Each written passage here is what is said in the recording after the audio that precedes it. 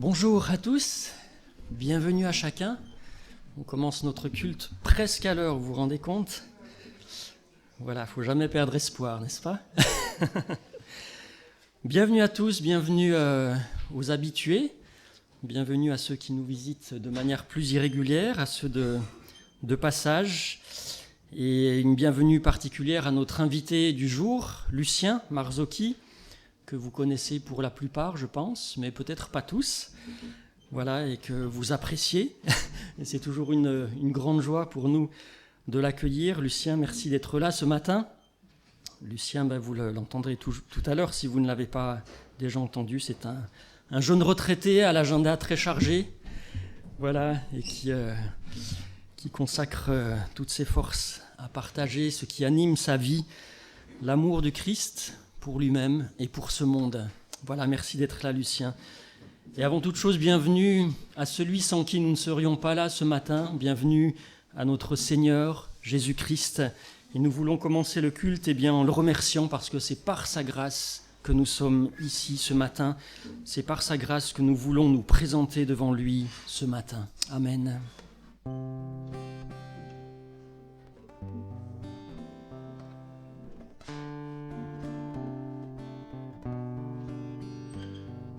C'est par la grâce que nous venons nous présenter devant toi, non par nos forces ou nos efforts, mais par le sang de l'agneau. Tu nous appelles auprès de toi, Seigneur, nous voici. Tu nous attires auprès de toi, par ta grâce nous voici, par grâce nous voici. Si tu comptais tous nos péchés, qui vivrait? Mais nous entrons purifiés par le sang de l'agneau. Si tu comptais tous nos péchés, qui vivrait? Mais nous entrons purifiés par le sang de l'agneau. C'est par la grâce que nous venons nous présenter devant toi, non par nos forces ou nos efforts, mais par le sang de l'agneau. Tu nous appelles auprès de toi, Seigneur, nous voici. Tu nous attires auprès de toi, par grâce nous voici, par grâce nous voici, par grâce nous voici. Je vous invite à la prière. Seigneur, merci parce que nous pouvons être là ce matin. Et si nous sommes là ce matin, Seigneur, c'est un effet de ta grâce. Seigneur, tu nous as donné la vie. Tu nous as donné la vie physique, cette vie qui nous permet d'être ici ce matin, mais tu nous as surtout donné la vie spirituelle. Seigneur, tu nous as fait naître de nouveau. Et Seigneur, quelle grâce incomparable. Seigneur, merci pour ta vie en nous. Seigneur, je te demande de bénir chacune des personnes qui est là ce matin. Seigneur, chacun de ses bien-aimés, de ses frères et sœurs. Seigneur, que ta grâce continue à agir, Seigneur, dans le cœur de chacun. Seigneur, nous avons besoin de toi tous les jours, à chaque instant de notre chemin sur cette terre, Seigneur. Et merci parce que tu es avec nous tous les jours, Jésus. À toi la gloire, Seigneur. Amen. Amen. Alors, pour guider notre louange ce matin, je voulais vous parler de paix. Est-ce que vous aimez la paix ? Ah, Manu, tes questions toujours idiotes, voilà. Peut-être, mais tout le monde effectivement est censé aimer la paix, mais dès qu'on ouvre les yeux, qu'est-ce qu'on voit dans ce monde ? Et qu'est-ce qu'on voit souvent dans notre cœur ? Alors dans ce monde, il y a des choses, oui, dont on n'est pas responsable, qui peuvent nous inquiéter. Il y a les sujets d'anxiété, il y a les guerres, il y a les famines, il y a ce fameux virus, etc. Voilà, il y a des choses aussi qui, sur notre avenir, qui nous inquiètent, qui nous font perdre la paix, Alors revenons à la source, revenons à la parole de Dieu, revenons à celui qui nous dit « Je vous laisse la paix, je vous donne ma paix, je ne vous donne pas comme le monde donne, que votre cœur ne se trouble point et ne s'alarme point. » Amen. Et pour le quotidien, il y a tellement de versets qui nous invitent à la paix. Ne vous inquiétez de rien, mais en toute chose, faites connaître vos besoins à Dieu par des prières et des supplications, dans une attitude de reconnaissance, c'est-à-dire avec foi, comme si on l'avait déjà reçu. Et la paix de Dieu, qui surpasse toute intelligence, gardera vos cœurs et vos pensées en Jésus-Christ. Et on peut suivre l'exemple du psalmiste aussi, du roi David, qui dit « Je me couche et aussitôt je m'endors en paix, car toi seul, Éternel, est celui qui me donne la sécurité dans ma demeure. » Je me couche et je m'endors aussitôt en paix. Amen, c'est un beau programme parce que la paix est dans le cœur. Cette paix nous est donnée par ce Dieu qui est infiniment grand, ce Dieu infiniment grand, qui prend soin aussi de l'infini petit que nous sommes. Alors on veut chanter ce chant infiniment grand. Dieu, tu es infiniment grand. Et puis nous chanterons ensuite « Plonge-moi dans ta rivière d'amour ».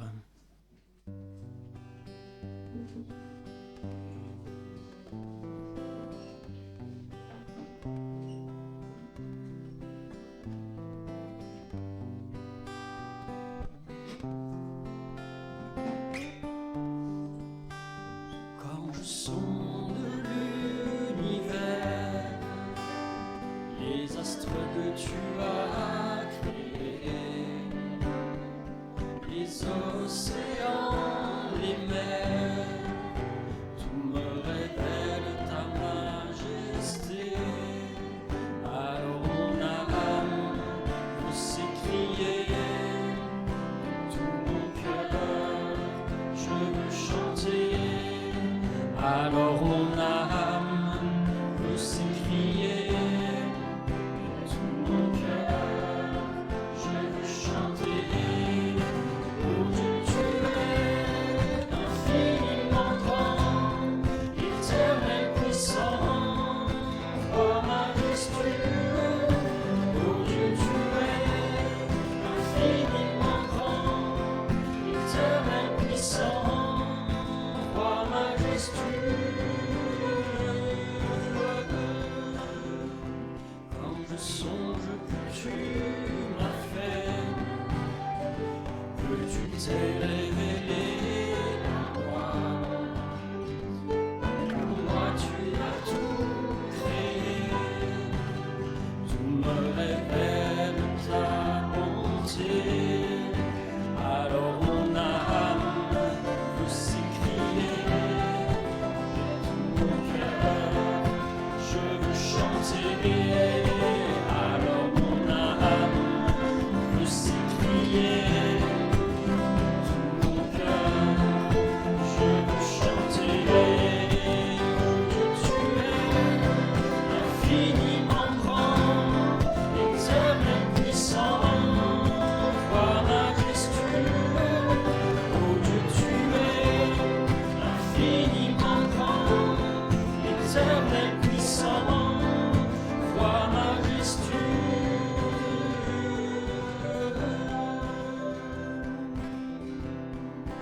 Oh Dieu, tu es infiniment grand, éternel puissant, roi majestueux.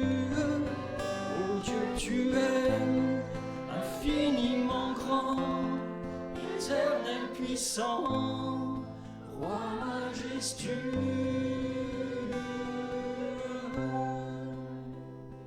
Amen. Ce Dieu qui a créé l'univers, qui a créé les fleuves, les rivières, encore ce matin, qu'on puisse se plonger dans sa rivière d'amour, cette rivière qui coule de la croix du calvaire, où tout est accompli. Plonge-moi dans ta rivière d'amour, Jésus.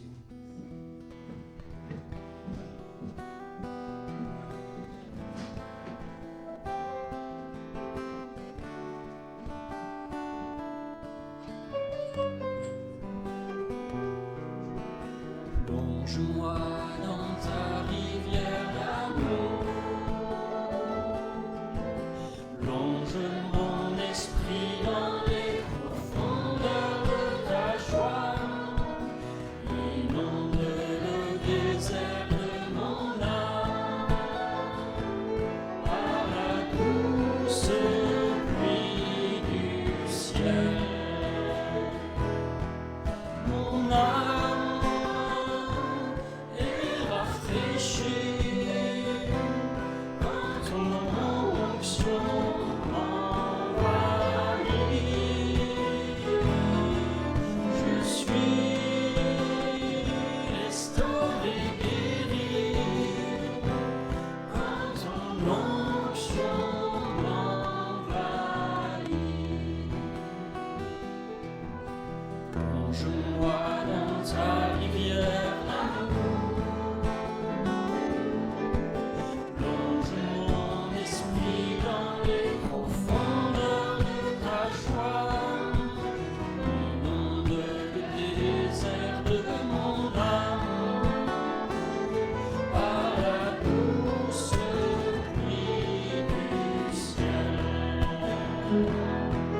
Mon âme est rafraîchie quand ton onction m'envahit. Je suis restauré, guéri quand ton onction m'envahit. Amen.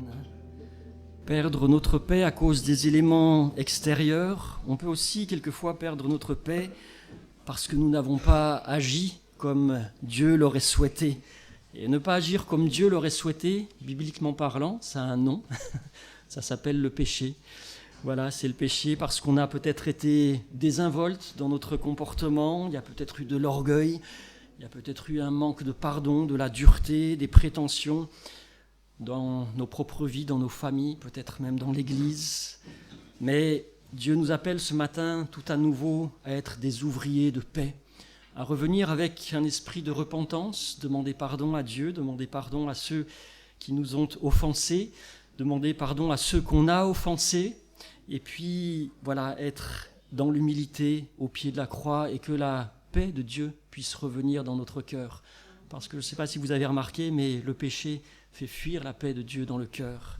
Et la parole de Dieu, notre Seigneur Jésus-Christ nous dit « Heureux ceux qui procurent la paix, car ils seront appelés fils de Dieu. Heureux ceux qui procurent la paix. » Et l'apôtre Jacques nous dit « Le fruit de la justice est semé dans la paix. » Si vous semez dans la zizanie, ce n'est pas un bon fruit. Le fruit de l'esprit est semé dans la paix par ceux qui recherchent la paix. Et l'auteur de l'Épître aux Hébreux nous dit « Recherchez la paix avec tous et la sanctification sans laquelle nul ne verra le Seigneur. » Alors par les chants qui suivent, les 3 chants qui suivent, eh bien, on va se mettre devant Dieu pour lui demander de purifier notre cœur et puis de manifester sa présence dans nos vies, de remplir tout à nouveau eh bien, notre vie de son Saint-Esprit, de sa grâce. Et vous savez, quand on est dans cette disposition de cœur, eh bien, le Seigneur agit, le Seigneur répond et il nous remplit tout à nouveau de sa grâce, de sa paix, de sa bonté, de sa joie. Seigneur, purifie mon cœur, purifie mon corps. Peut-être que certaines choses cette semaine n'ont pas été à ta gloire et que la paix s'est enfuie. Seigneur, purifie mon cœur et rends-moi aussi pur que l'or et l'argent.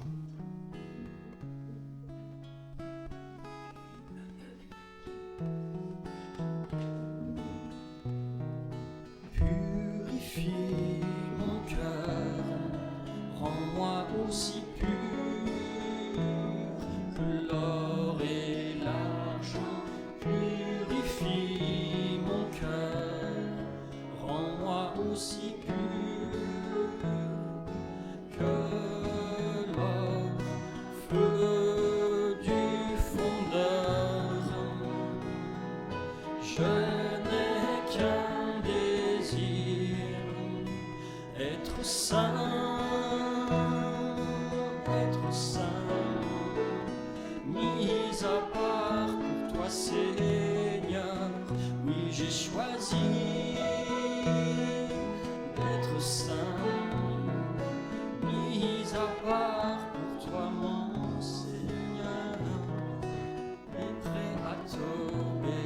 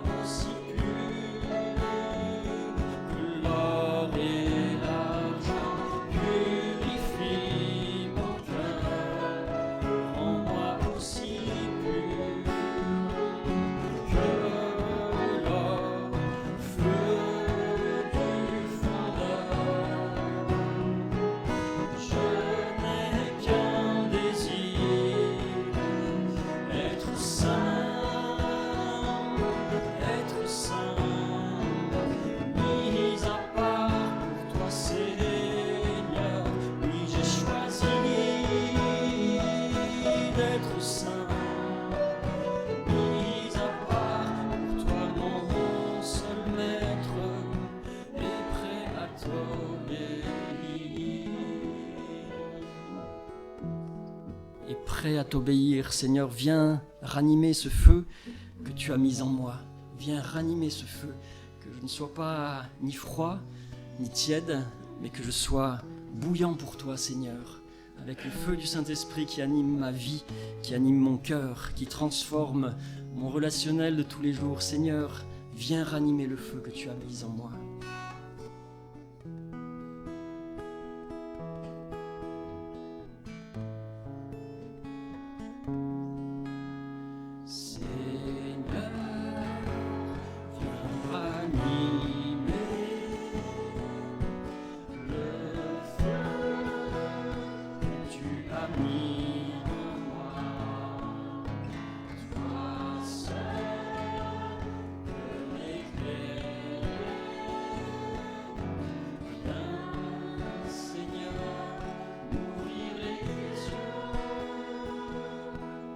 C'est le 536, hein. Celui-là c'est le chant suivant en fait. Hein. Viens remplir ma vie, c'est le 536, manifeste ta présence.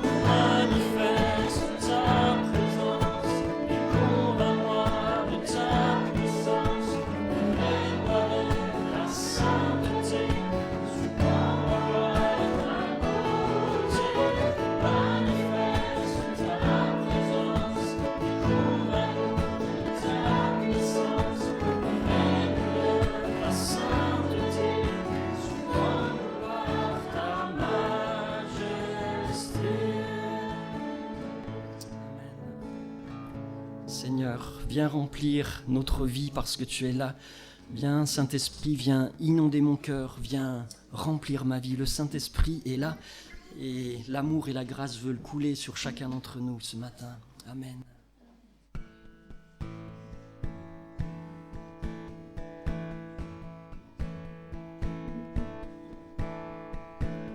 Seigneur, je sens que tu es là.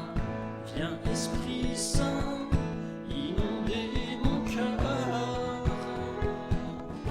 Viens remplir ma vie.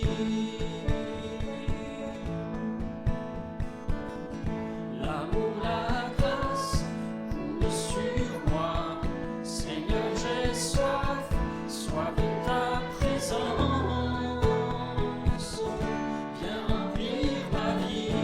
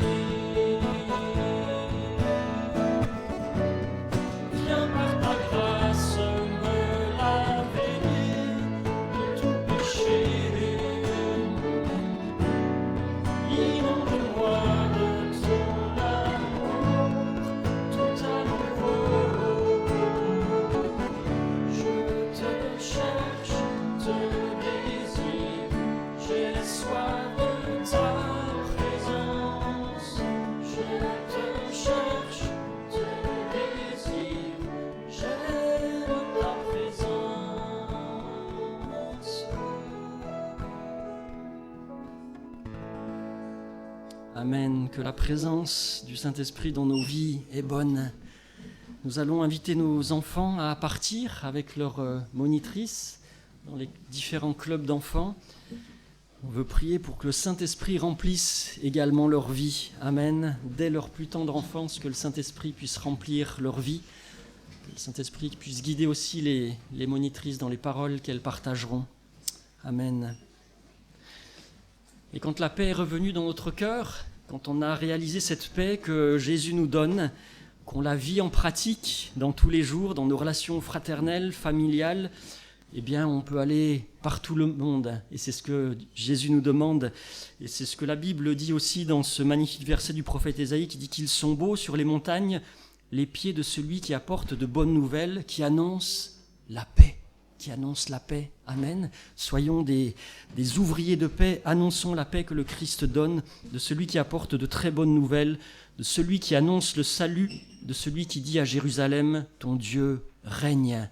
Alors nous voulons annoncer le roi de la paix. Amen. Nous annonçons le roi de nos montagnes et de nos vallées.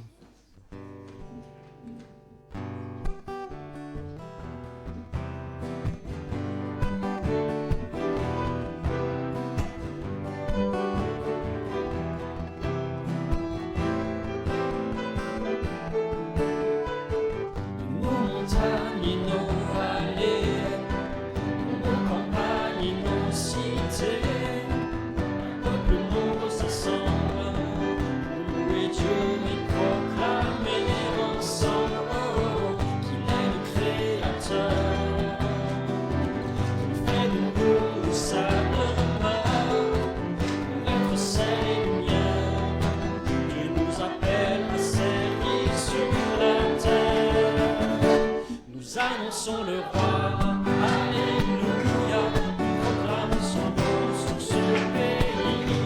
Nous célébrons sa gloire, nous chantons sa victoire, et nous vivons les noms de son esprit. Nous annonçons le roi, alléluia, proclamons son nom sur ce pays. Nous célébrons sa gloire, nous chantons sa victoire, nous élevons le nom de Jésus-Christ. Rassemble son armée, l'ennemi tremble sous ses pieds. La victoire est assurée si nous marchons unis à ses côtés. Oh, la foi est notre bouclier et sa parole notre épée. Ses armes nous sont données pour tenir ferme et pour tout surmonter. Nous annonçons le roi, alléluia, annonçons sur ce pays. Nous célébrons sa gloire, nous chantons sa victoire, nous vivons les plans de son esprit. Nous annonçons le roi, alléluia, proclamons son nom sur ce pays. Nous célébrons sa gloire, nous chantons sa victoire, nous élevons le nom de Jésus-Christ. Nous célébrons sa gloire, nous chantons sa victoire, nous élevons le nom de Jésus-Christ. Amen. Nous élevons le nom de Jésus-Christ. Et avant de prendre un temps dans la prière, nous voulons chanter ce chant qui dit « Torrent d'amour et de grâce, amour du Sauveur en croix ». Et c'est ce nom de Jésus-Christ que nous voulons élever parce que ce torrent d'amour et de grâce, il coule encore aujourd'hui pour chacun d'entre nous. Simplement que nous ayons la porte de notre cœur qui soit grande ouverte pour accueillir ce torrent d'amour et de grâce qui veut tellement faire des choses bienfaisantes dans notre vie. Torrent d'amour.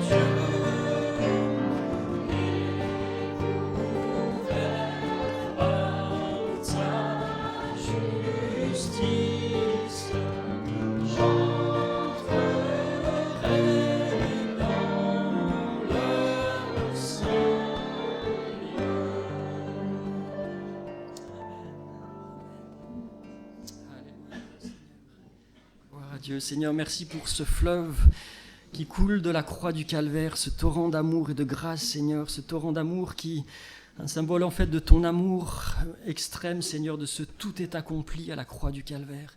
Seigneur, merci parce que tu nous as tout donné. Seigneur, merci parce que tu nous connaissais, Seigneur, avant de venir sur cette terre, tu connaissais notre cœur tortueux, notre cœur pécheur, Seigneur. Et alors même que nous étions tes ennemis, Seigneur, tu es venu et tu as donné ta vie pour nous, Seigneur. Quel amour incomparable. Seigneur, oui, que nous ne privions pas, Seigneur, de puiser à cette source d'eau vive, Seigneur, que chaque matin, chaque moment de notre journée, Seigneur, là où le soleil peut être harassant, nous pouvons être fatigués, Seigneur, que nous puissions venir nous abreuver à cette source de vie, Seigneur, ce fleuve de vie, Seigneur.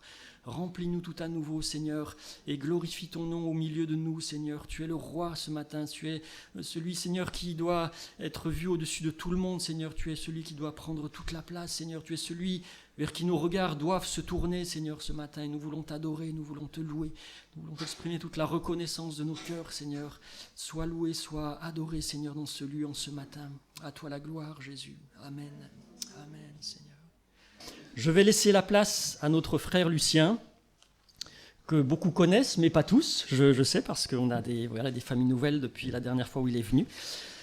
Jeune serviteur de Dieu, passionné par le Christ, passionné par l'Église, le corps dont le Christ est la tête. Voilà, une passion pour voir cette Église toujours grandir, que ce soit l'Église locale ou l'Église d'ailleurs. Il n'y a pas d'étiquette. Bon, il fait partie de l'équipe pastorale de l'Assemblée de Dieu de Dessines, mon église de cœur, vous le savez.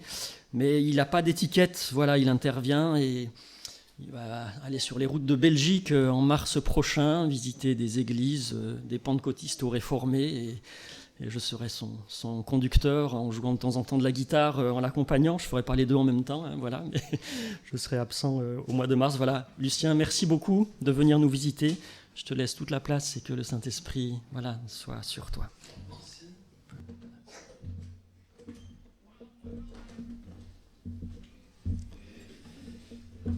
Merci. Je suis le frère qui accompagne Manu sur les routes. Bonjour à tous et à toutes, et merci de m'accueillir au milieu de vous. C'est avec plaisir que je reviens, et j'apprécie une fois encore la présence du Seigneur au milieu de vous et votre ferveur pour chanter et pour le prier. Je vous apporte les salutations de l'Assemblée de Dieu de Dessines et de ses annexes, la Valbonne et Chavanoz. Partout, on m'a bien spécifié saluez les biens. Alors je vous salue bien. Voilà. Que Dieu vous bénisse. C'est vrai que c'est un bonheur, un plaisir de nous retrouver dans la présence du Seigneur. Un culte, c'est particulier. C'est pas une réunion de prière, une réunion d'évangélisation. On ne vient pas pour demander à Dieu dans un culte, on vient pour donner. On lui apporte le fruit de nos lèvres et la reconnaissance de notre cœur. On lui apporte notre adoration. Cet autel sur lequel notre vie est offerte en sacrifice et où brûle le feu, le feu de Dieu, béni soit-il. Et alors que je réfléchissais à ce que le Seigneur désirait que je vous apporte, il y a trois mots forts qui se sont imposés à mon esprit et autour desquels je voudrais maintenant partager avec vous. Ces trois mots, ces trois thèmes, en fait, sont les trois piliers de la foi personnelle du chrétien et de l'Église de Jésus-Christ. L'Église, ce n'est pas l'Église universelle. Nous n'avons pas la dimension pour nous trouver participants de l'Église universelle ce matin. C'est Jésus qui bâtit son Église. Lui, il la voit dans son ensemble. Selon le mot que Jésus a utilisé quand il a dit « Je bâtirai mon Église », il a volontairement utilisé le mot « ecclésia », qui à l'époque était très répandu, parce qu'une ecclésia, c'était une association de quartiers. Il y avait des ecclésias pour tout, pour la vie de la cité.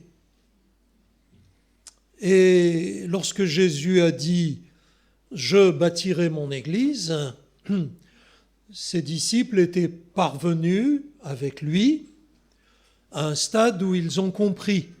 Ils ont compris.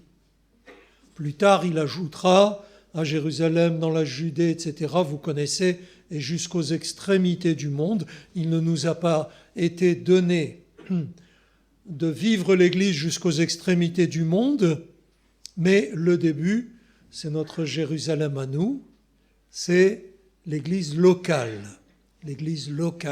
l'Ecclésia. Et pour bâtir cette Église, il y a trois piliers, trois fondations essentielles, aussi bien et prioritairement pour le chrétien que pour l'Ecclésia.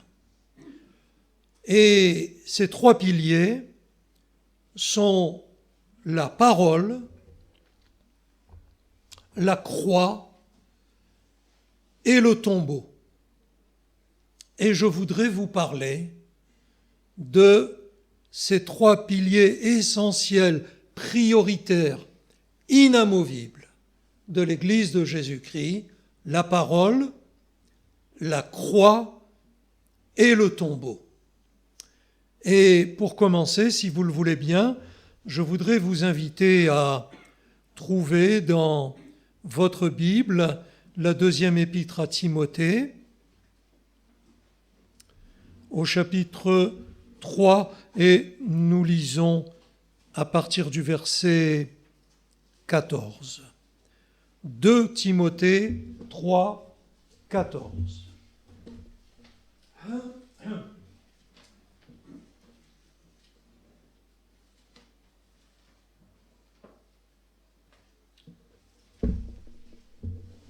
« 2 Timothée 3, 14. Toi, eh bien, c'est une interpellation directe, toi, demeure dans les choses que tu as apprises et reconnues certaines, sachant de qui tu les as apprises. Dès ton enfance, tu connais les saintes lettres qui peuvent te rendre sage à salut par la foi en Jésus-Christ.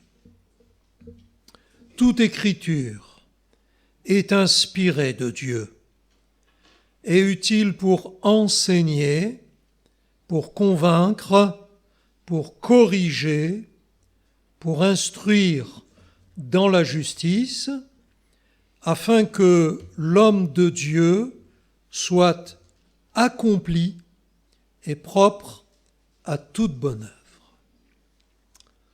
La parole, j'entends la parole de Dieu, doit être le pilier du chrétien et le pilier de l'Église, la parole. Nous avons lu que les Saintes Écritures ont été reconnues certaines. C'est un mot absolu. C'est un mot absolu. Certaines. Donc il n'y a pas le moindre doute quant à la véracité de la parole. Vous savez, comme toujours, dans la parole de Dieu, chaque mot est à envisager. Et certains sont plus forts que l'autre. Et là, je remarque tout de suite que concernant la parole de Dieu, c'est le mot « certain » qui est utilisé. C'est-à-dire que même lorsque nous ne comprenons pas, même lorsque le texte nous semble obscur, qu'il nous semble ne pas avoir la capacité de le pénétrer, de l'intégrer, de le comprendre, eh bien, s'il est une vérité, c'est que le texte de la parole de Dieu est certain. Est certain.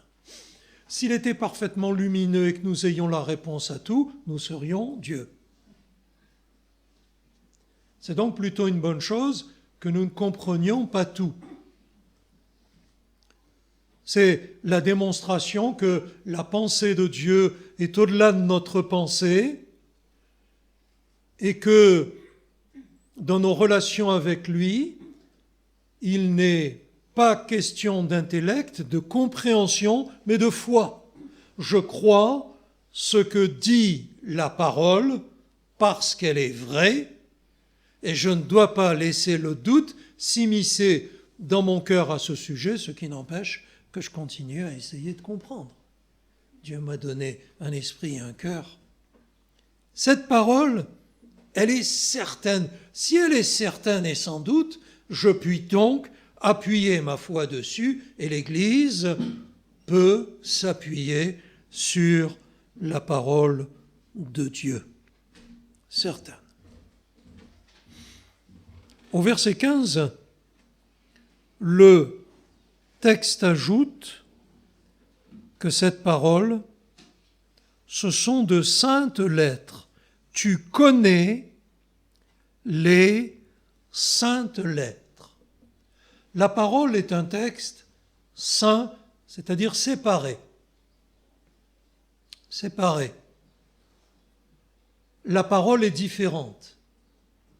La Bible est absolument différente de toute écriture, de tout texte. Le monde est couvert de livres. Peut-être parmi nous, y a-t-il quelqu'un qui est un gros lecteur, une grosse lectrice? La parole est différente. Ce sont de saintes écritures, de saintes lettres. C'est un texte à part. C'est la lettre de Dieu. Il a donc écrit, il nous a écrit un texte différent de tout ce que l'on peut trouver, imaginer sur cette planète. L'intellect de l'homme a produit des quantités d'écritures. C'est le monde en est inondé. Mais la parole de Dieu, elle est à part, elle est sainte. Elle est certaine parce qu'elle vient de Dieu, elle est sainte parce qu'elle vient de Dieu. Et lorsque j'envisage la lecture, mieux, l'étude personnelle de la parole de Dieu, alors j'envisage non seulement un texte différent, divin, et un texte à part de la compréhension de l'homme de la famille régénérée, mais accessible par le Saint-Esprit à l'enfant de Dieu. Béni soit le Seigneur. La parole. Nous voyons à la fin du verset 15 que c'est elle qui nous amène au salut, qui nous amène.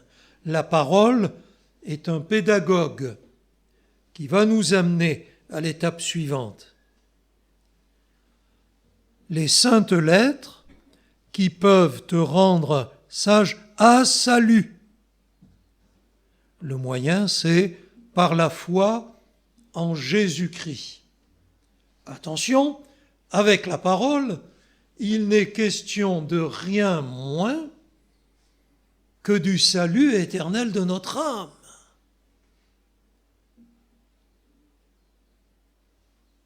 Paul dit à un moment, travaillez à votre salut. Seigneur, comment puis-je le faire? En cultivant ma foi par la parole. Si je m'éloigne de la parole, alors je m'éloigne, que je le veuille ou pas, de la foi et de cette intimité avec Dieu. Approchez-vous de Dieu, il s'approchera de vous. Vous connaissez le principe. Les saintes lettres sont destinées à nous conduire au salut. Et plus je m'approche de la parole, plus je m'approche de Dieu. Plus je deviens un intime de la parole, plus je deviens intime de Dieu. Plus j'étudie la parole, plus je comprends Dieu. Je vois Dieu au travers de la parole. Je réalise, je comprends Dieu au travers de la parole. Elle est destinée à me conduire au salut. Et ce salut, nous l'avons lu, eh bien, il se réalise par la foi en Jésus-Christ. D'où l'importance de lire régulièrement la parole. Je connais des bien-aimés qui lisent la parole sporadiquement, occasionnellement, avec des hauts et des bas dans leur approche de la parole. D'autres qui lisent le lait de la parole, un peu comme les bébés. Vous savez, on donne du lait, on ne va pas donner un steak à un bébé. Plus tard, s'il grandit, il accédera à la nourriture solide. La parole, plus je m'en approche, plus ma foi est nourrie. Plus je l'étudie, et le meilleur moyen, c'est de l'étudier systématiquement et quotidiennement. Ça construit une foi solide. Pas seulement une connaissance, mais une foi, une confiance plus je l'étudie, la parole de Dieu, plus je la pénètre, et plus elle fortifie mon âme. Elle a en elle, cet aliment de l'âme, a en elle toutes les protéines, les vitamines nécessaires à la croissance de ma foi, à la croissance. À un moment donné, Paul fait un semi-reproche à ses lecteurs, vous qui depuis longtemps devriez être des maîtres. On est loin d'être des maîtres, hein. Voilà. Des élèves, disons. C'est ce que signifie disciple, hein. Des élèves. Mais des élèves qui veulent grandir, qui le désirent, qui ont soif de la parole, comme disait Jérémie, j'ai trouvé ta parole et je l'ai dévorée.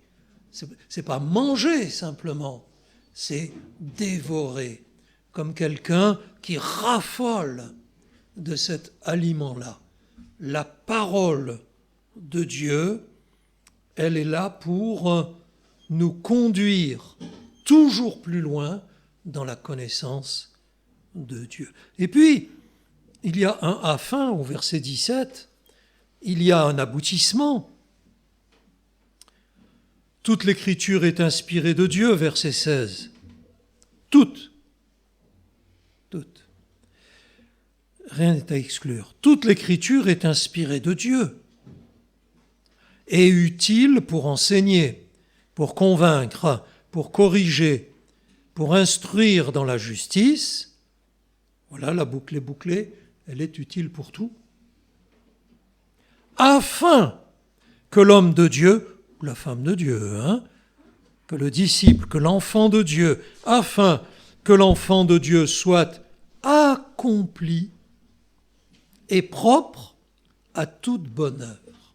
C'est la parole qui nous permet de nous accomplir dans notre démarche avec le Seigneur. Il est rarement utilisé dans la Bible ce mot accompli. Je suis en train d'en chercher un autre, je ne trouve pas. Il faudrait l'étudier. Afin que l'homme, la femme, l'enfant de Dieu soit accompli, c'est-à-dire mature, adulte. Vous voyez, le bébé qui vient de naître est loin d'être accompli, hein. Et d'ailleurs, pendant longtemps, il aura besoin des autres. Il aura besoin des autres.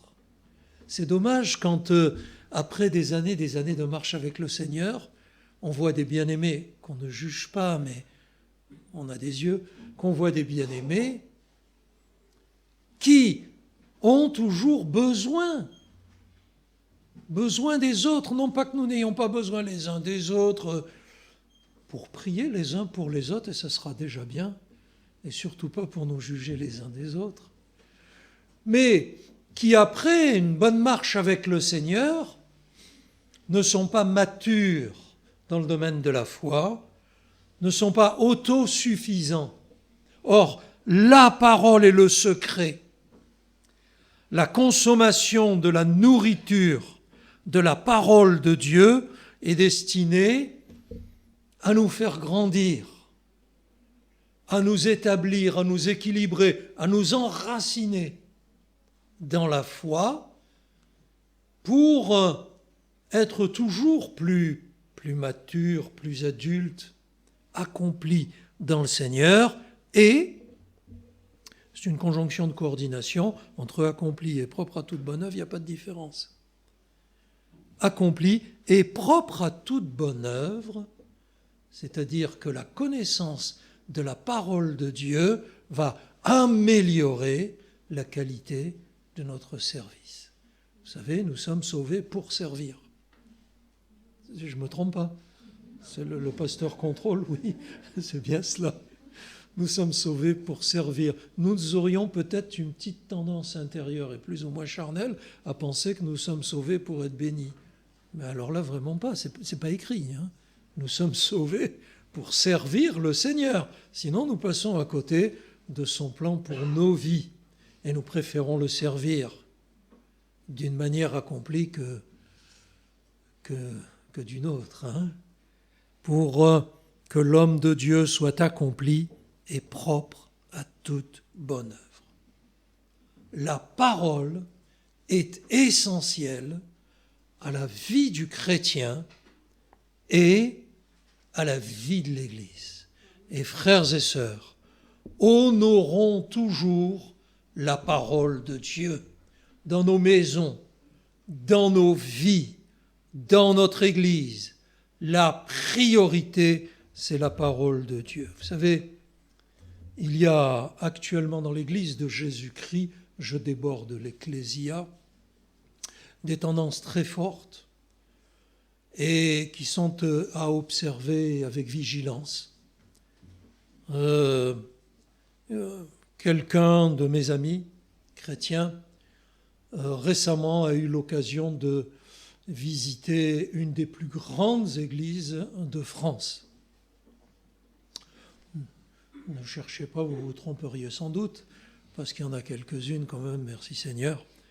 Et donc, c'était la première fois qu'il venait dans un culte. Il a remarqué différentes choses dont il m'a parlé, mais surtout, lui, amoureux de la parole de Dieu, étudiant de la parole de Dieu, m'a dit ceci. Nous avons chanté 1h 3/4. Il m'a dit, j'étais harassé de chant. Je pliais. Et l'orateur a prêché 10 minutes, comme ça. Mes frères et sœurs, j'aime bien les grandes églises. Tant mieux pour celles et ceux qui ont des moyens. Quoique ce n'est pas forcément parce qu'on remplit une église qu'on remplit le ciel. Mais moi, j'aurais bien aimé inverser. Voyez-vous ? Parce que la parole de Dieu, c'est le centre. C'est le pilier. C'est la parole que Dieu nous a adressée. La parole. Et cette parole, elle est nécessaire à notre foi et à la vie de l'Église. On va faire une deuxième lecture, si vous le voulez bien.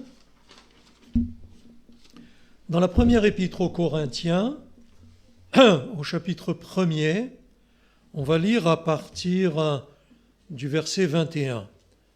1 Corinthiens,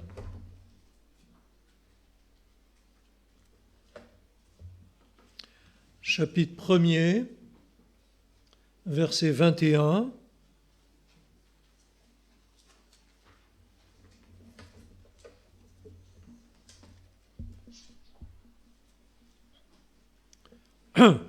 Puisque le monde, avec sa sagesse, n'a point connu Dieu, il a plu à Dieu dans sa sagesse de sauver les croyants par la folie de la prédication.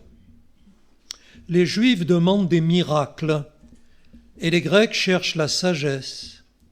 Nous prêchons Christ crucifié. Scandale pour les Juifs, folie pour les païens, mais puissance de Dieu et sagesse de Dieu pour ceux qui sont appelés tant juifs que grecs. Car la folie de Dieu est plus sage que les hommes et la faiblesse de Dieu est plus forte que les hommes. Descendons au chapitre 2, verset 1er. Pour moi, frères, lorsque je suis allé chez vous, ce n'est pas avec une supériorité de langage ou de sagesse que je suis allé vous annoncer le témoignage de Dieu, car je n'ai pas eu la pensée de savoir parmi vous autre chose que Jésus-Christ et Jésus-Christ crucifié. Voyez-vous, si la parole doit être le pilier de notre vie, l'aliment de notre âme, le pilier de l'Église, l'aliment, la nourriture des croyants. Le deuxième élément essentiel et inamovible de la foi chrétienne que je désire vous présenter et partager avec vous, c'est la croix. C'est la croix. Non pas le bois lui-même qui a disparu depuis quand même 2 millénaires. Je ne sais pas si quelqu'un a eu ce bonheur de visiter Israël, mais à plusieurs reprises, lorsque j'ai visité ce pays, on m'a proposé des fragments de la vraie croix. Je pense qu'avec ce qu'on en a fabriqué, on devrait pouvoir planter une forêt, parce que la croix, elle a pourri depuis longtemps, elle a disparu. Mais l'œuvre de la croix, l'œuvre de Jésus donnant sa vie pour vous et moi sur la croix de Golgotha, il y a globalement 2000 ans. Alors là, dans notre lecture, eh bien, si on y revient un petit peu, on va voir que le salut par la croix, par l'œuvre de Jésus sur la croix de Golgotha, c'est à l'inverse des conceptions du monde. Le monde n'attend pas le salut de quelqu'un mourant sur une croix, exécuté, condamné, méprisé. C'est même à l'inverse, cette conception de beaucoup de religions, voire chrétiennes, qui en sont restées à la croix, matérialisées, et non à l'œuvre spirituelle, divine. Alors que nous croyons que la croix, c'est affaire de salut éternel. C'est l'œuvre de Jésus sur la croix qui nous permet, par la foi, d'accéder au pardon des péchés et à la vie éternelle. C'est par la croix. Et vous savez, je ne sais pas si c'est un privilège d'ailleurs, mais cette particularité, depuis de nombreuses années, dizaines d'années, d'être invité indépendamment de mon étiquette évangélique. Voilà, on ne m'invite pas parce que je fais partie des Assemblées de Dieu de France, mais je suis invité depuis des groupuscules dans une salle à manger jusqu'aux grandes églises institutionnalisées, simplement parce que les gens savent que je ne prêche que Jésus. Voilà. Et c'est ce que je veux faire jusqu'au bout, prêcher Jésus, vous imaginez. Mais le salut par l'œuvre de Jésus sur la croix de Golgotha, cette œuvre unique. Paul va enfoncer le clou en disant il y a un seul médiateur entre Dieu et les hommes, et il dit le nom, Jésus-Christ. Voilà, il n'y a pas d'autre. Quand Jésus est mort, il a dit tout est accompli. Tiens, voilà un deuxième accompli. Il a dit tout est accompli, tout. Il a eu besoin de personne et il n'y a rien à ajouter. L'œuvre de Jésus sur la croix, c'est le moyen d'accéder au pardon des péchés, à la purification de l'âme et au salut éternel dans la présence de Dieu. Alors on l'a vu, certains ont besoin de preuves. Les Juifs demandent des miracles. Des miracles. Vous savez, un jour, Jésus avait tenté de s'éloigner, de s'isoler un peu, etc. Il avait même mis un lac entre lui et la foule, mais la foule a vite repéré où il était, elle l'a retrouvé, elle est venue. Et qu'est-ce que Jésus leur a dit ? c'est pas moi que vous cherchez. C'est les pains que j'ai multipliés. Vous voulez voir des miracles. Certains veulent des démonstrations, des preuves A plus B. Mais ces choses s'envisagent sur le plan spirituel. D'autres ont besoin de philosophie profonde. Les Grecs cherchent la sagesse. Vous savez que le courant de pensée, intellectuel, artistique, etc., à l'époque de Jésus, c'était la Grèce qui avait envahi tout le bassin méditerranéen par sa culture. Voilà. Alors ça plaît. Ça plaît. Quand nous disons, un jour j'ai eu l'occasion de rendre témoignage à un grand intellectuel, vraiment, un monsieur qui avait beaucoup plus de connaissances, de sagesse, de réflexion, etc. que moi, et j'ai été amené à lui rendre mon témoignage très simplement en lui disant que j'avais été sauvé par la foi en l'œuvre de Jésus sur la croix. Et il m'a répondu, mais c'est beaucoup trop simple. Mais vous simplifiez beaucoup trop les choses. Non, c'est pas ça. Il s'est lancé dans un discours philosophique. Vous savez, j'aime bien la lecture, mais alors là, pour le coup, s'il fallait être sauvé par la philosophie. Non.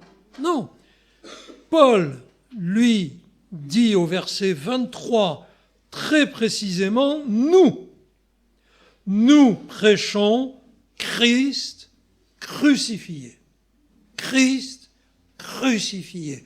La croix, ce doit être le centre du message chrétien. La croix, ce doit être ma marque de fabrique. Ce doit être, je ne la porte pas autour du cou, je la porte dans mon cœur. Elle doit me marquer comme au fer rouge l'œuvre de Jésus sur la croix, sans laquelle je n'ai aucune possibilité, aucune suspicion, aucune chance de salut. De salut. Notre salut ne tient à aucun de nos mérites, de nos possibilités, de nos moyens, de nos capacités, de nos connaissances. Il est accordé par pure grâce, par le moyen de l'œuvre de Jésus mourant sur la croix de Golgotha. Et vous savez, moi aussi, je vais jeter un œil sur Internet. Moi aussi. Eh bien, on entend relativement rarement prêcher et insister sur la croix. Or, la croix, c'est le pilier de notre foi et c'est le pilier de notre Église. C'est une folie de Dieu. Pour le monde, c'est une folie. Comment sauver des perdus, d'ailleurs qu'ils soient religieux ou savants ou pas, par le moyen d'un échec,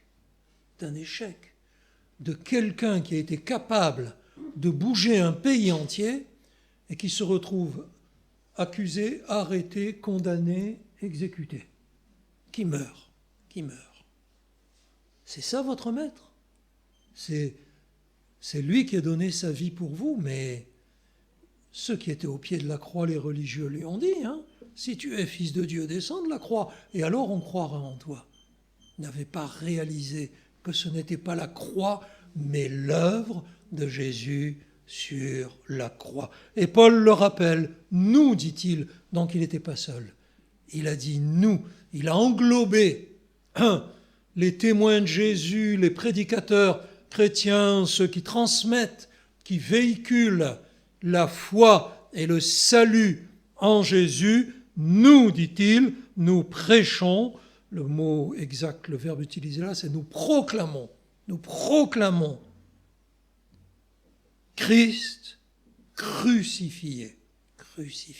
C'est parce qu'il a donné sa vie pour nous que nous avons été pardonnés de nos péchés et que nous avons dans notre cœur la garantie du salut éternel.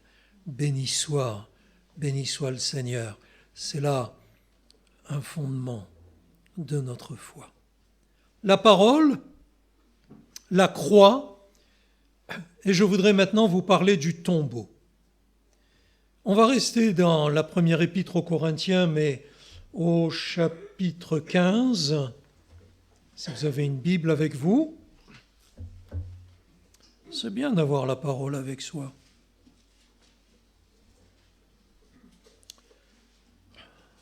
Vous savez, il y a quelque temps de cela, j'ai été invité dans un très grand rassemblement chrétien. Voilà, on m'avait invité à prendre la parole. Donc j'ai pris la parole au moment où on m'a dit de le faire. Et je l'ai fait comme je suis en train de le faire devant vous, avec une Bible à la main. Parce que je ne me vois pas prêcher, sauf si je n'ai pas de Bible sous la main, le Seigneur peut m'inspirer.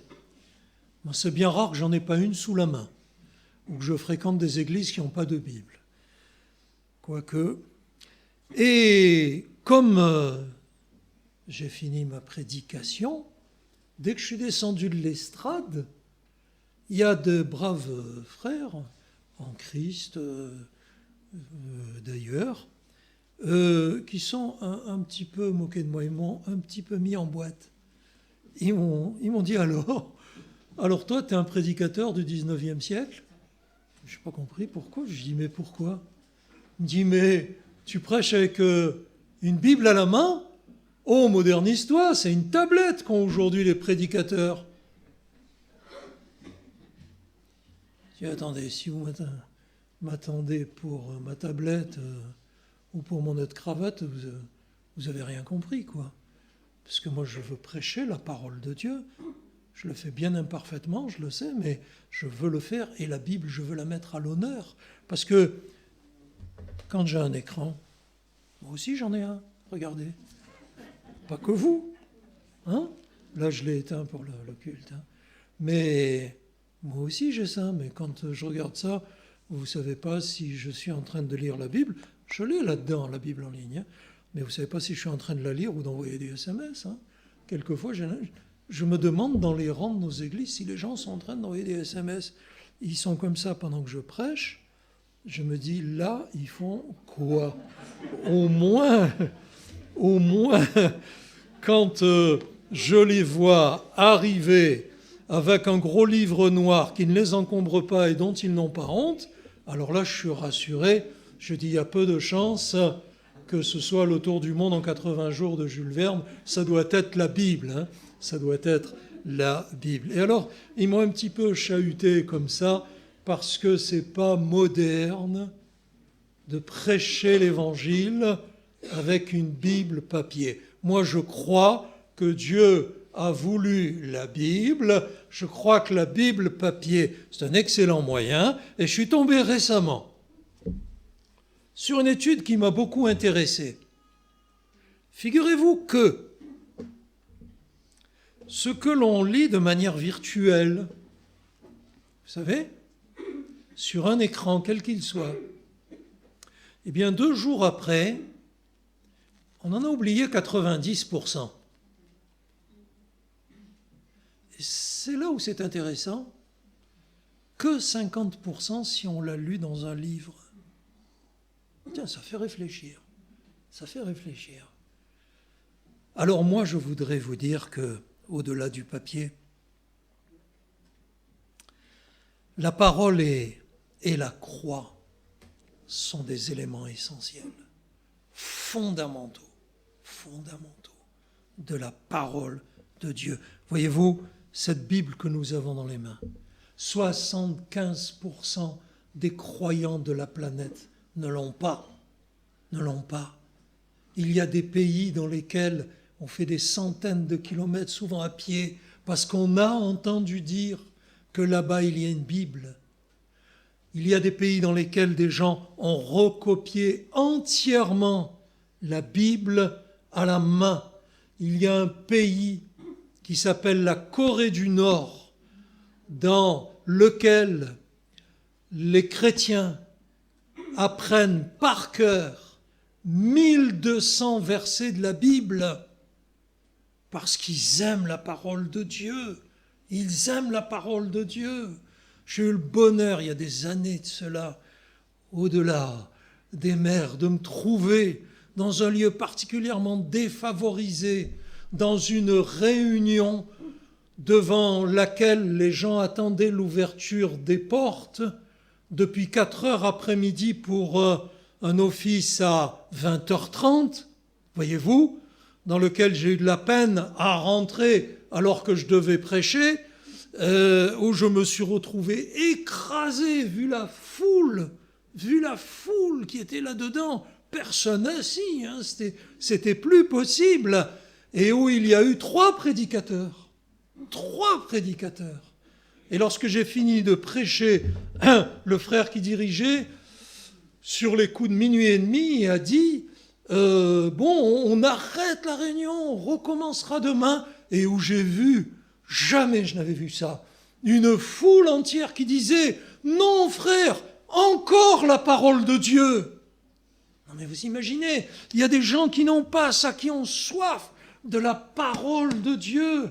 Il y a des prédicateurs en Chine qui possèdent 1 page de la parole de Dieu. Nous l'avons à profusion, je ne sais plus combien d'exemplaires. J'en ai dans la maison de différentes versions, différentes langues, différentes formes. La parole de Dieu, nous l'aimons, elle nous révèle la croix, notre seul moyen de salut. Allez, lisons 1 Corinthiens 15, verset 12. Si l'on prêche que Christ est ressuscité des morts, pourquoi quelques-uns parmi vous disent-ils qu'il n'y a point de résurrection des morts? S'il n'y a point de résurrection des morts, Christ n'est pas non plus ressuscité. Et si Christ n'est pas ressuscité, notre prédication est donc vaine. Et alors, votre foi aussi est vaine. Il se trouve même que nous sommes de faux témoins à l'égard de Dieu, puisque nous avons témoigné contre Dieu qu'il a ressuscité Christ, tandis qu'il ne l'aurait pas ressuscité si les morts ne ressuscitent point.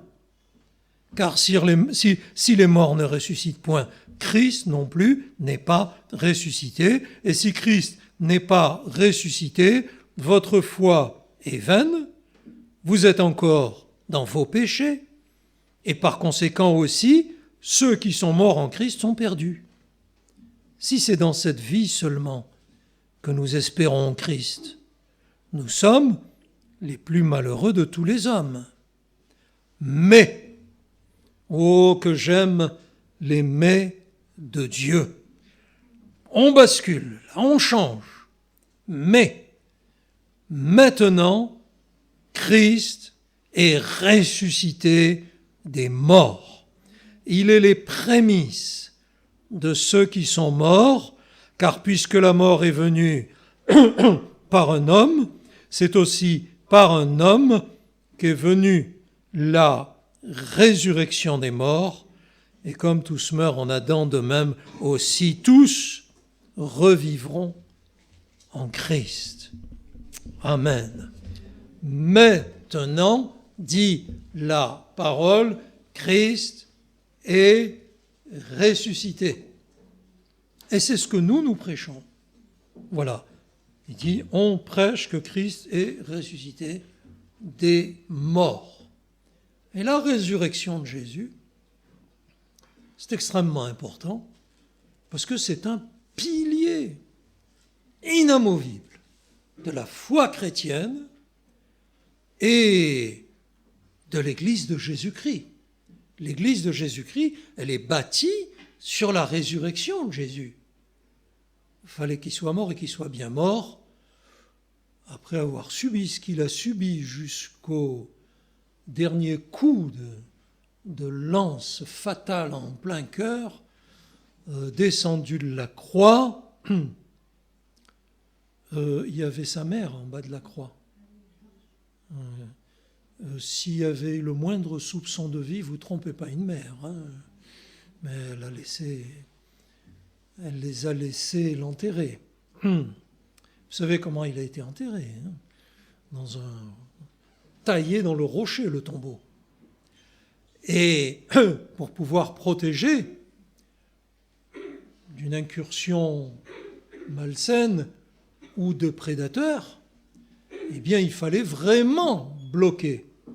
Donc, on roulait devant une sorte de grands rouleaux de pierre, là, plus haut que nous, épais comme ça, avec des cordes, des pics, etc. Et juste devant le trou, on le faisait tomber dans une encoche. Allez donc, le sortir de là, même à 10 personnes avec des cordes et tout. Voilà. Et cette résurrection de Jésus, elle a bien étonné, bien embêté les ennemis de Jésus, et elle a été contestée. Mais Paul dit, pourquoi dit-on que quelques-uns parmi vous disent qu'il n'y a point de résurrection ? Quelques-uns, mais parmi vous. Donc, il y a là la mouche morte qui va infecter toute l'huile du parfumeur. Hein. Il y a une vigilance à avoir. Un jour, un prédicateur, voilà, qui n'est plus là, prêchait et vraiment, il avait quelque chose pour la prédication, c'était devant un bel auditoire. Oh, le gars, il avait une facilité de parole, une puissance et tout. Il a prêché sur la croix, alléluia. Il a prêché sur la résurrection jusqu'au moment où il a dit « Christ est ressuscité, mais en esprit ». Vous voyez, même dans le monde chrétien élargi, il y a des doutes concernant la résurrection de Jésus. Et Paul dit, alors attendez, si Jésus n'est pas ressuscité, votre foi elle est vaine. Votre foi elle est vaine. Vous n'attendez un événement qui n'arrivera pas. La résurrection éternelle. Si Jésus n'est pas ressuscité, si ce n'est pas un pilier de votre foi est vaine. Et nous, des menteurs qui prêchons que Christ est ressuscité. Mais, verset 20, maintenant, pourquoi maintenant ? Parce que Jésus est le même hier, aujourd'hui, éternellement. Hein. C'est maintenant. C'est le temps de Dieu. Maintenant, Christ est ressuscité des morts. Et je vais vous dire, si ce n'était pas vrai, tout de suite, ses ennemis l'auraient démontré. Tout de suite. Déjà, en produisant le cadavre, c'était le plus simple. C'était évident. Mais il n'y avait pas de cadavre dans le tombeau. Il n'y en a toujours pas d'ailleurs. Alors ça, c'était bien embarrassant. Donc, on va trouver une explication. On va dire, ses disciples ont volé pendant la nuit. Je vous rappelle qu'en son arrestation, tous ses disciples avaient fui et qu'à la croix, on n'en a pas vu tellement. Hein. Je vous rappelle qu'ils n'étaient pas de la région, ils étaient galiléens. Un petit peu comme si un Marseillais débarque, là, on va tout de suite le repérer. Hein. On te reconnaît à ton accent, on dit les gens à Pierre. Hein. C'était un Galiléen, c'était des Galiléens. Et ils avaient tous fui. Ils avaient tellement peur qu'ils étaient enfermés dans une pièce, dans une chambre, la porte bien verrouillée. Et c'était pas des hommes de guerre, je veux dire, quoi. Ils n'avaient aucun entraînement, ils n'avaient aucun armement, ils n'avaient aucun moyen, aucun équipement. Et alors, pour dérober le corps de Jésus la nuit, déjà il aurait fallu que la fameuse garde avec les scellés et tout, la garde armée, est-il précisé, se soit endormie. C'est pas possible. Comme dans toutes les armées du monde, la nuit on fait un tour de rôle. Il y en a qui dorment, il y en a qui sont réveillés. Et à l'époque, le châtiment pour avoir laissé échapper un prisonnier, c'est la crucifixion. Donc je vous promets qu'ils étaient très bien réveillés et très vigilants. Alors vous imaginez là les disciples qui évitent les gardes, qui passent par-dessus ceux qui sont endormis et qui roulent une pierre de plusieurs tonnes sans moyens, sans équipement, dans un silence parfait qui dérobe le corps de Jésus et qui se sauve en courant. C'est ridicule. Le bruit a couru, mais il n'a pas duré. Et lorsque vous étudiez l'histoire de l'Église, eh bien vous découvrirez que la résurrection n'a pas été contestée outre mesure pour arrêter, pour éteindre le christianisme dès le départ. Les ennemis farouches, jusqu'à l'avoir crucifié, de Jésus n'ont pas utilisé, n'ont pas contesté, parce que tout de suite, les disciples avaient des réponses. Immédiatement, on a préféré les persécuter, on a préféré les tuer et essayer de les faire disparaître comme ça. Parce que la résurrection, c'est une réalité. Christ est maintenant ressuscité et nous ressusciterons avec Jésus. Alléluia. Voilà. Je m'attendais à un amen qui ébranle les murs de la mairie d'Ambérieux, là, parce que, attention, c'est le centre. Le centre de l'Église. Ce ne sont pas des manières de faire, des différences entre dénominations, des points d'achoppement. C'est pas ça le centre. Le centre, c'est la parole. Le centre, c'est la croix. Et logiquement, le centre, c'est la résurrection. Jésus est vraiment ressuscité. Et Paul explique très bien que les morts en Christ ressusciteront premièrement. Celles et ceux qui nous ont précédés, si le Seigneur tarde encore, ressusciteront avec un corps glorifié, comme celui de Jésus. Nous serons semblables à lui, n'est-ce pas? Mais ressusciteront. Oh là, moi, il me tarde d'intégrer ce corps, parce que celui-ci, il n'a plus ni l'apparence, ni les cheveux, ni la force qu'il avait à 20 ans, et alors que je sais que j'aurai un corps glorifié pour l'éternité. Christ est ressuscité, c'est le troisième pilier de notre foi et de la foi de l'Église de Jésus-Christ. Inspirée et nécessaire, la parole unique et salvatrice, la croix chargée de vie et d'espérance, la résurrection.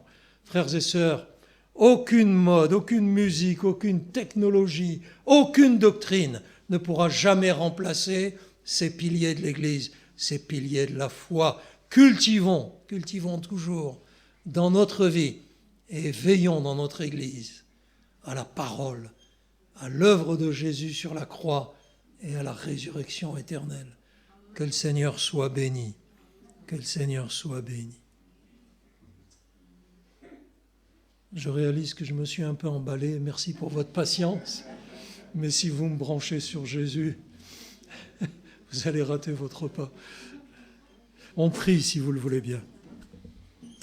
Notre Père, notre Dieu, nous te remercions pour le bonheur que nous avons eu ce matin de partager la communion fraternelle, de partager le saint repas, de partager ta sainte parole, conduite, inspirée par ton Saint-Esprit, au-delà des faibles paroles humaines, au-delà des imperfections ou des impossibilités du langage humain. Mon Dieu, nous désirons que ce soit ta parole qui pénètre notre cœur et que ton Saint-Esprit l'implante en nous, lui permette de germer et de lever des bons fruits à ta gloire, ô notre Dieu. Merci pour ces instants. C'est vrai que nous réalisons toujours plus notre nécessité de nous nourrir de cette nourriture solide, éternelle, parfaite, des saintes Écritures, la parole de Dieu. C'est vrai que nous désirons être toujours marqués plus profondément dans notre âme, dans notre esprit, dans notre cœur, dans notre être entier par l'œuvre de Jésus sur la croix de Golgotha. Et c'est vrai, mon Dieu, que nous voulons cultiver en nous cette formidable espérance, lever nos yeux vers le ciel et réaliser toujours plus que nous ressusciterons avec Jésus. Nos corps seront transformés par le Dieu qui a le pouvoir de s'assujettir toutes choses, et à l'égal de notre Maître, nous vivrons dans les lieux célestes et pour toujours. Alors une fois encore, notre Père, nous te bénissons. Nous te remercions de tout notre cœur. Notre reconnaissance va vers toi. Notre adoration s'élève jusqu'à toi. Ô notre Père, sois glorifié et béni pour l'éternité dans le nom de ton Fils Jésus. Amen. Amen. Que Dieu vous bénisse tous et toutes.